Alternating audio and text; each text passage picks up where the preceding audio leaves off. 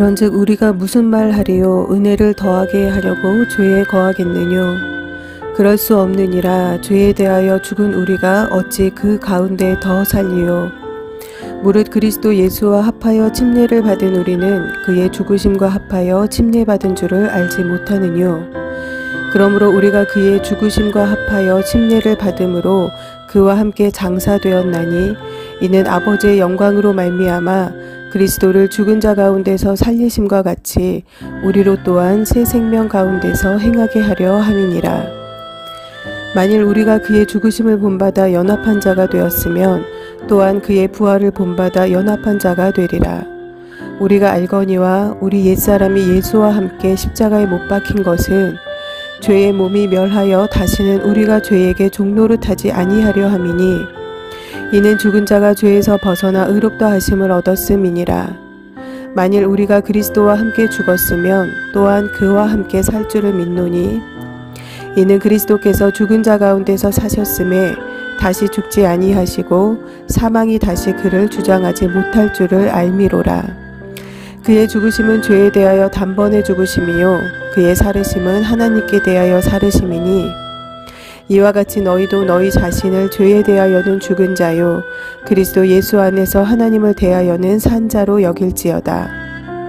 그러므로 너희는 죄로 너희 죽을 몸에 왕노릇하지 못하게 하여 몸의 사욕을 순종치 말고 또한 너희 지체를 불의의 병기로 죄에게 드리지 말고 오직 너희 자신을 죽은 자 가운데서 다시 산 자 같이 하나님께 드리며 너희 지체를 의의 병기로 하나님께 드리라.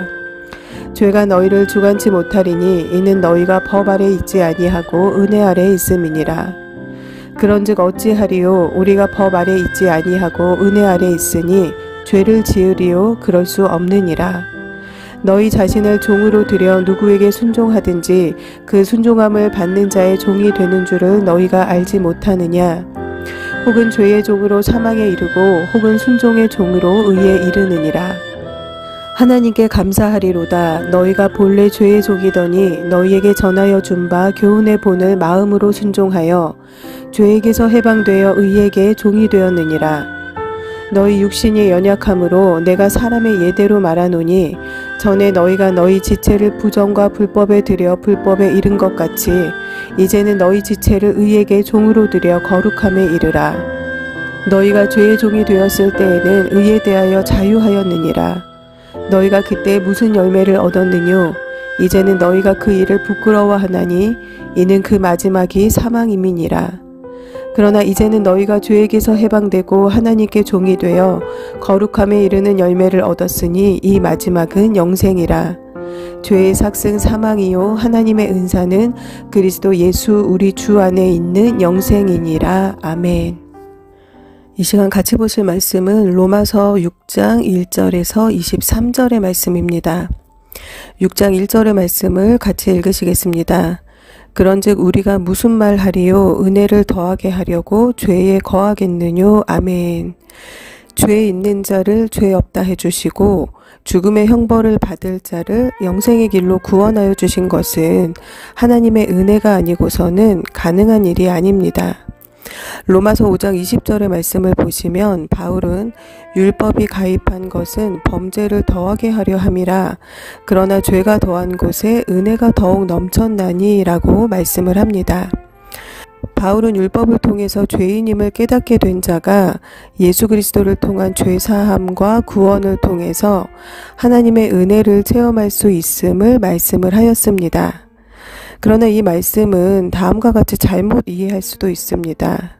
첫째는 죄가 더한 곳에 하나님의 은혜가 넘친다면 인간이 죄를 짓는 것이 그렇게 심각한 문제가 아니라고 생각할 수 있습니다. 두 번째는 죄가 더한 곳에 하나님의 은혜가 넘친다면 은혜의 수단으로 오히려 죄를 장려할 수 있는 위험이 있습니다. 마치 하나님은 회개하면 다 용서해 주시니 마음껏 죄를 짓고 회개만 하면 된다라는 식이거나 믿기만 하면 구원받으니 세상에서 마음대로 살다가 죽기 직전에 믿으면 된다라는 식의 그런 잘못된 생각을 가진 자들과 같은 것이죠. 바울은 하나님의 은혜를 이렇게 자기 행위의 합리화에 이용하는 자들, 또 율법과 은혜를 잘못 이해하고 있는 자들을 향해서 은혜를 더하게 하려고 죄에 거하겠느냐라는 말씀으로 시작을 하고 있습니다. 2절에서 4절의 말씀 보시겠습니다. 그럴 수 없느니라 죄에 대하여 죽은 우리가 어찌 그 가운데 더 살리요. 무릇 그리스도 예수와 합하여 침례를 받은 우리는 그의 죽으심과 합하여 침례받은 줄을 알지 못하느뇨. 그러므로 우리가 그의 죽으심과 합하여 침례를 받음으로 그와 함께 장사되었나니 이는 아버지의 영광으로 말미암아 그리스도를 죽은 자 가운데서 살리심과 같이 우리로 또한 새 생명 가운데서 행하게 하려 함이니라. 아멘. 예수님의 몸이 십자가에 못 박히셨던 그때에 우리의 죄도 십자가에 함께 못 박혔습니다. 그리스도에게서 속해서 세례를 받는다라는 것은 그리스도와 연합되는 것, 즉 그리스도와 우리가 합하여지는 상태를 설명하는 은유적인 표현입니다. 즉 그리스도가 십자가의 죽으심과 같이 우리의 죄 역시 함께 죽었다라는 의미입니다. 성도는 이렇게 그리스도와 영적으로 또 인격적으로 연합이 되어 있습니다. 5절에서 7절 말씀 보시겠습니다. 만일 우리가 그의 죽으심을 본받아 연합한 자가 되었으면 또한 그의 부활을 본받아 연합한 자가 되리라. 우리가 알거니와 우리 옛사람이 예수와 함께 십자가에 못 박힌 것은 죄의 몸이 멸하여 다시는 우리가 죄에게 종노릇하지 아니하려 함이니 이는 죽은 자가 죄에서 벗어나 의롭다 하심을 얻었음이니라. 아멘. 그러므로 예수님의 죽으심에도 또 예수님의 부활하심에도 우리는 모두 예수님과 함께 연합되어 있다라는 말씀입니다. 죄가 왕노릇하던 시절의 모습을 6절 말씀에 옛 사람이라고 말씀을 하고 있습니다. 죄에 빠져 살던 시절, 또 죄가 죄인지 모르고 살던 시절, 하나님을 등지고 살던 시절, 그 옛 사람은 예수님과 함께 십자가에 못 박혔습니다. 이 사건으로 우리의 옛사람은 죽었고 우리 삶에서 더 이상 죄가 왕노릇하지 못하며 우리는 더 이상 죄에 종노릇하지 않게 되었습니다. 예수님께서 십자가에 죽으심으로 우리의 옛사람도 같이 죽었다라는 말씀입니다. 초대교회의 성도들은 성령 충만함으로 자진하여서 각자가 가진 소유를 사도들의 발 앞에 갖다 놓으며 어려운 사람들을 돕는 데 구제하는 데 마음과 물질을 모았습니다. 그런데 성령이 충만하던 그때에 사건이 하나 일어납니다. 바로 아나니아와 삽비라 부부의 사건입니다. 이들 부부도 자기들의 소유를 다 팔아서 교회에 가져왔습니다. 그러나 이들은 자기들을 위해 얼마를 감춘 후 가져온 것을 자기들의 전부를 팔아 가져온 것이라고 거짓말을 하였습니다. 사도행전 5장 3절에는 베드로가 이들에게 사단이 마음에 가득하여 성령을 속였다라고 말씀을 합니다. 자기의 소유를 팔아 가져오는 일은 누가 시킨 일도 아니었고 당시 성도들이 성령이 충만하여서 자진하여서 행했던 일이었습니다. 아나니아와 삽비라 부부가 이 일에 동참한 것은 참 귀한 일이었지만 그들의 행위로 인해 그들이 어떠한 마음으로 이 일에 동참한 것인지를 알 수가 있었습니다.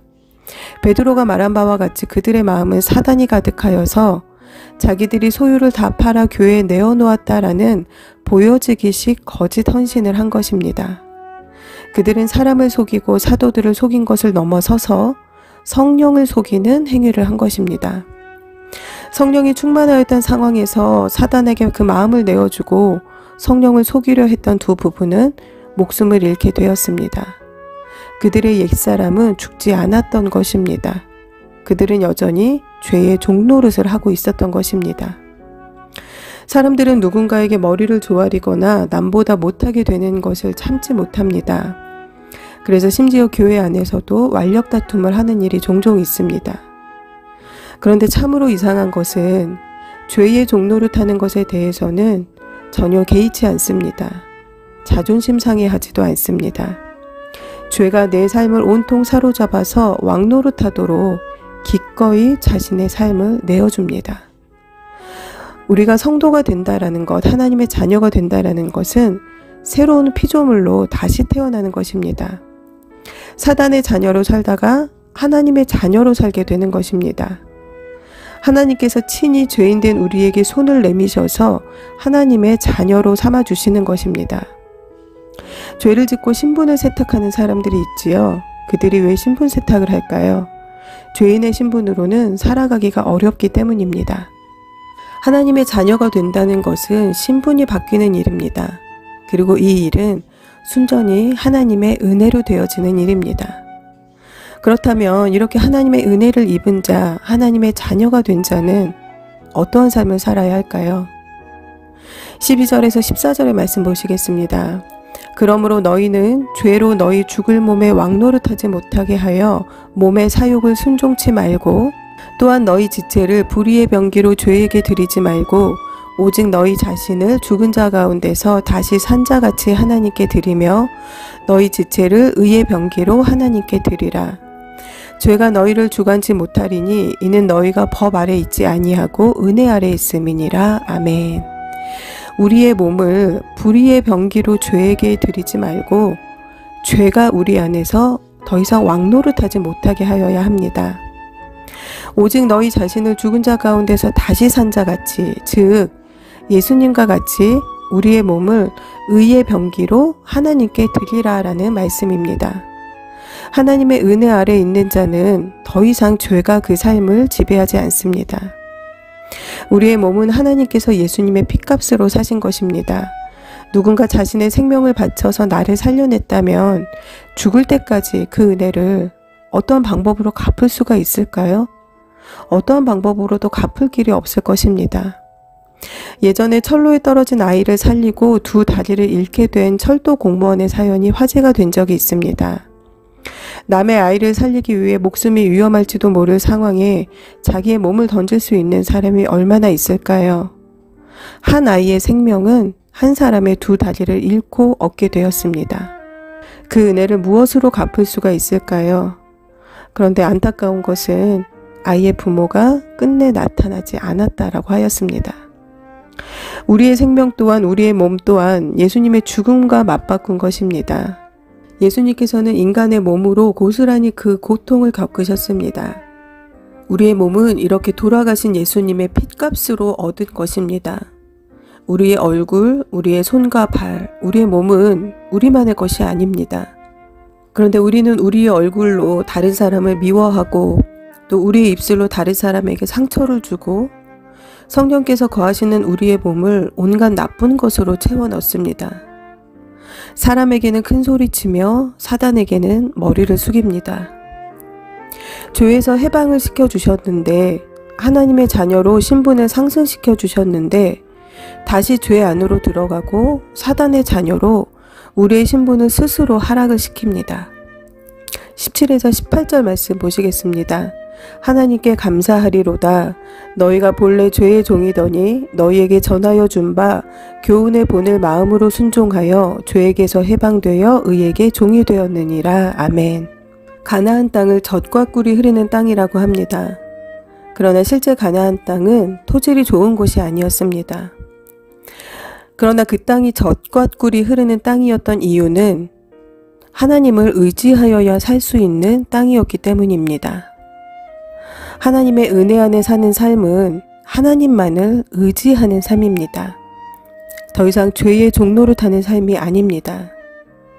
마지막 23절의 말씀에 죄의 싹은 사망이요 하나님의 은사는 그리스도 예수 우리 주 안에 있는 영생이니라 라고 말씀합니다. 죄의 결과는 사망입니다.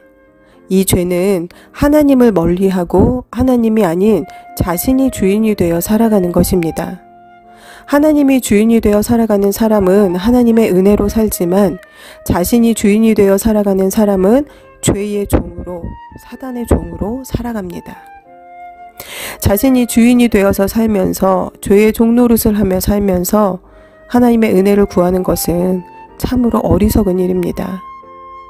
은혜를 은혜로 알지 못하는 이유는 여전히 옛사람의 습성을 버리지 못하였기 때문입니다. 죄가 그 삶을 여전히 지배하고 있기 때문입니다.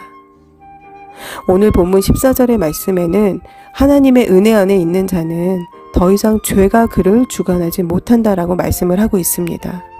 사랑하는 성도 여러분, 하나님께서 예수님의 핏값으로 사신 우리 몸의 지체를 불의의 병기로 죄에게, 사단에게 바치지 말고 의의 병기로 거룩하게 하나님께 드리시는 저와 여러분 모두가 되시기를 바랍니다. 다 함께 기도하시겠습니다.